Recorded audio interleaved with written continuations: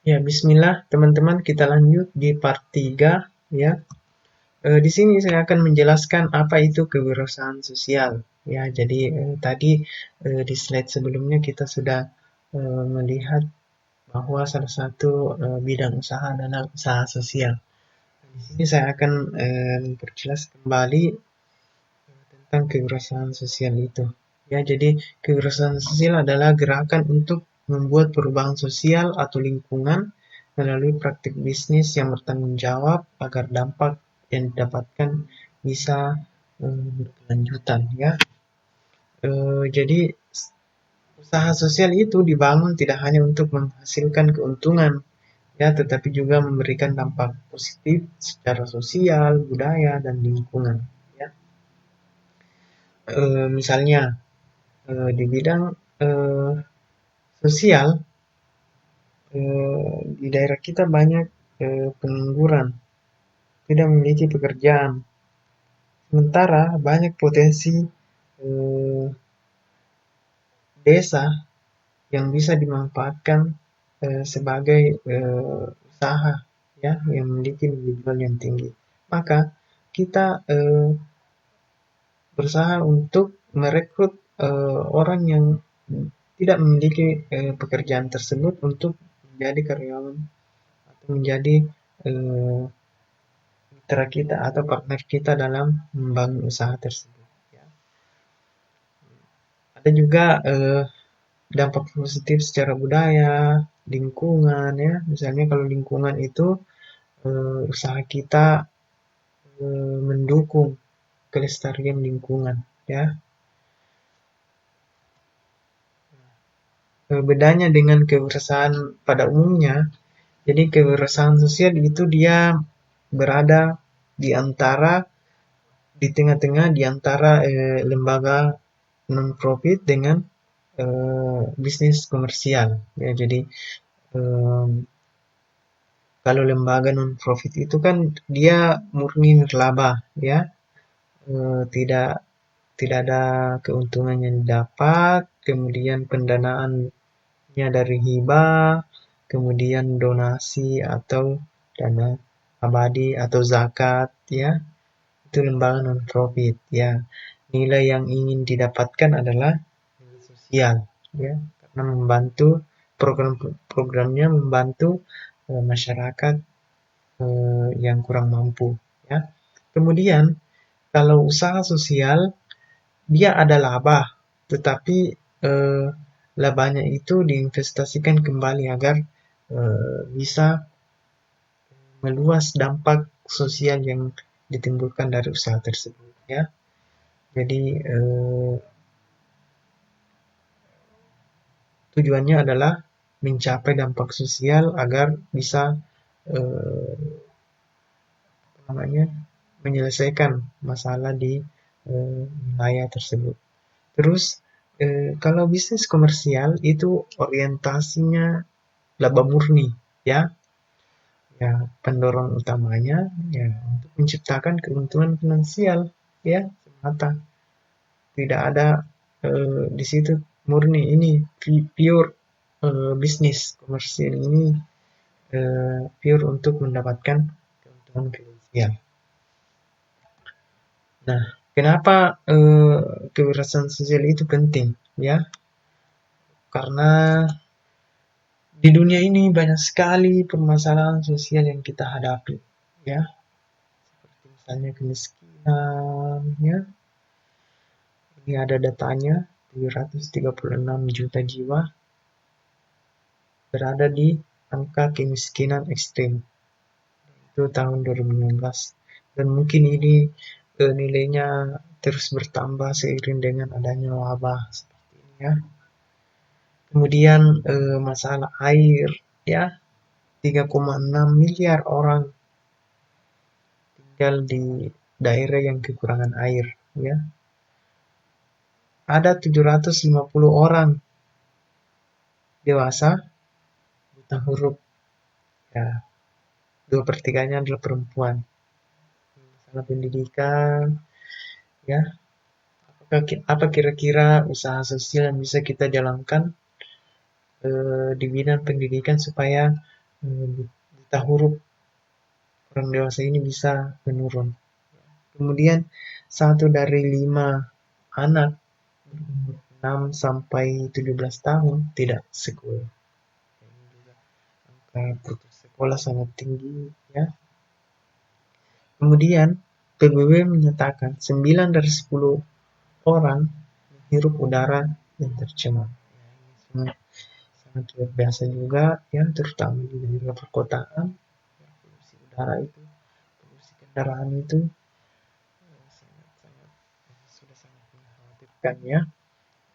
Kira-kira usaha sosial seperti apa yang bisa kita lakukan supaya dampak pencemaran udara ini bisa kita kurangi ya. Silakan dipikirkan dan sekali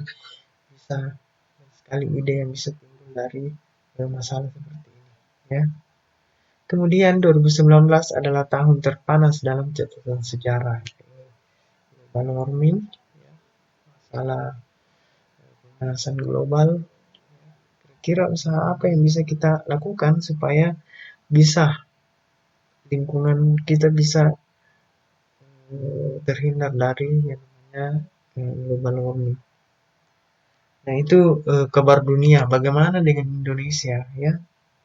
Yang paling mencolok adalah kebakaran hutan dan lahan di tahun 2019 ya, mencapai 28 provinsi di Indonesia ya. Akibat dari fenomena itu, polusi kabut asap ya sudah lintas batas kawasan ASEAN ya. Singapura sudah merasakan, Malaysia sudah merasakan ya. Nah, kira-kira usaha sosial apa yang cocok jika kita mendapati masalah seperti ini ya. Terus 1 dari 3 balita di Indonesia mengalami stunting. Ya, ini juga masalah kesehatan yang terus terjadi. Padahal ini stunting kan kekurangan gizi. Sementara negara kita potensi pertaniannya sudah sangat luar biasa, potensi ikan, gizinya sangat tinggi. Tapi masih terjadi yang namanya stunting. Kira-kira sebagai seorang social enterprise, apa kira-kira usaha yang bisa kita jalankan ya? Ini mungkin cocok bagi yang berada di daerah pesisir ya, bisa mengolah bahan ikan ya menjadi produk tertentu dengan melibatkan misalnya ibu-ibu nelayan ya, sehingga bisa mengatasi masalah seperti ini. Terus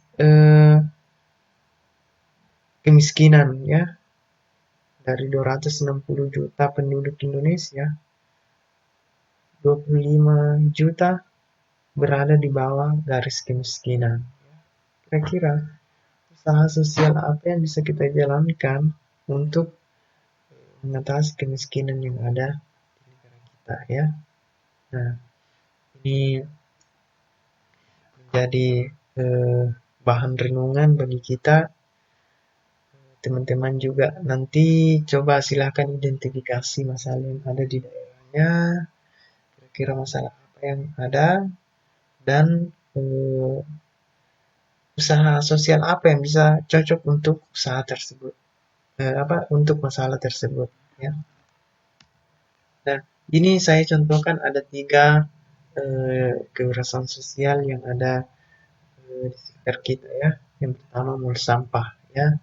Jadi dengan adanya mall sampah ini, permasalahan sampah di sekitar wilayahnya ini bisa teratasi dengan baik ya, karena sampah yang memiliki nilai jual ya, itu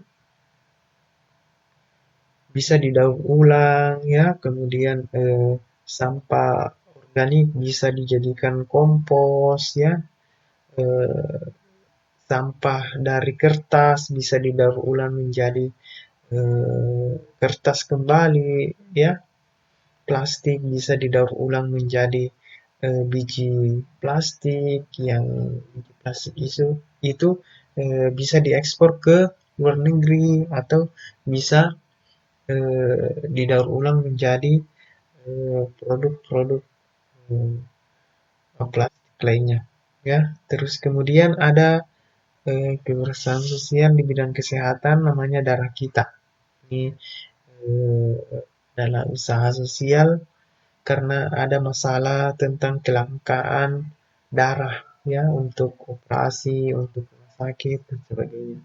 Ya, dengan adanya usaha sosial ini, masyarakat yang tadinya pasien yang tadinya kekurangan darah bisa melihat hanya membuka dengan aplikasi ini, dia bisa melihat stok darah yang tersedia ya.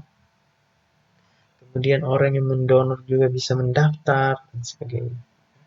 Kemudian ada juga kewirausahaan sosial di bidang pertanian namanya Aggrow.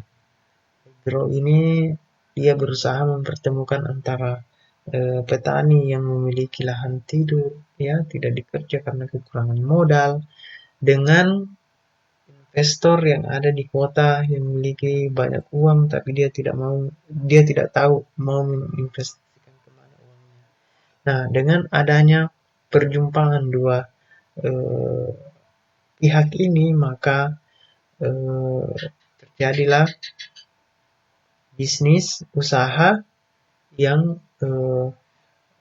petani bisa mengolah lahan yang tidur, kemudian